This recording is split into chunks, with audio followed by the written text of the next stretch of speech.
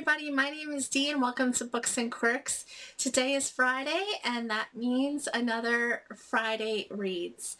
So my favorite part of the week always, and I have quite a bit of reading that I want to get done this week. And it's also supposed to be really nice out, so I'm excited because it's been I don't know, this whole winter has been like really up and down. We did have some warm days and then we did have like a deep freeze like most of the country did. So yeah, so I don't know. Temperature's supposed to go up a little bit. It's supposed to be sunny. So I'm happy all around. And hopefully I get a lot of reading done as well.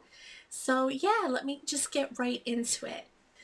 So the first book that I want to talk about is The Bear and the Nightingale by Catherine Arden. I will actually be finishing this book tonight. I was buddy reading it this week with Cheryl from CR Flames Fan, and we are absolutely loving this. So this book is based on Russian folklore, on Russian fairy tales. It follows a young girl, Vasilisa, and she is very I was trying to think of the word. She's very headstrong. She's very wild. She likes to have adventures outside in the woods. And also Vasilisa, Vasya is her like nickname.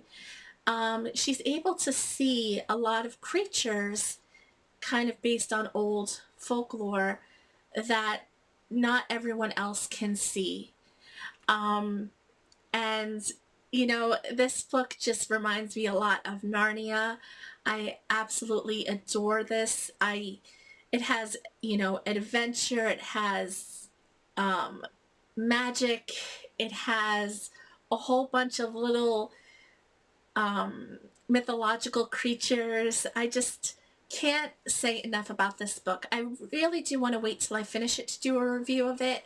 But yes, I highly recommend this if you like fantasy, if you like Russian folklore. It's just a good, fun read, and I can't get enough of it. And it's very short. It's only 300 pages.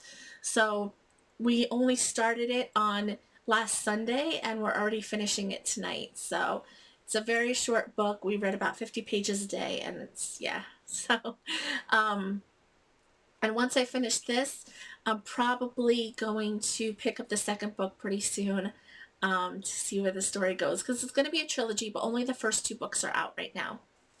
So the next two books that I want to read are on my Kindle. So the first one is a book that I got from NetGalley, and it's The Queen, Life and Times of Elizabeth II. Anything that has to do with English royalty, I really do enjoy. So this book is, it's not very long. It's about 200 pages, but it sort of goes over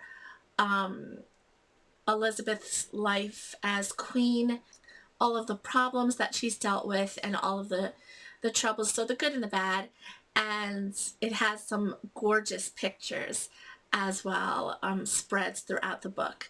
So I think it will be quite enjoyable, and I cannot wait to get more into that. I've only read the first couple of pages, and it seems really easy to read from what I've read so far. So it's a nonfiction, obviously, and yeah, it just should be a good time.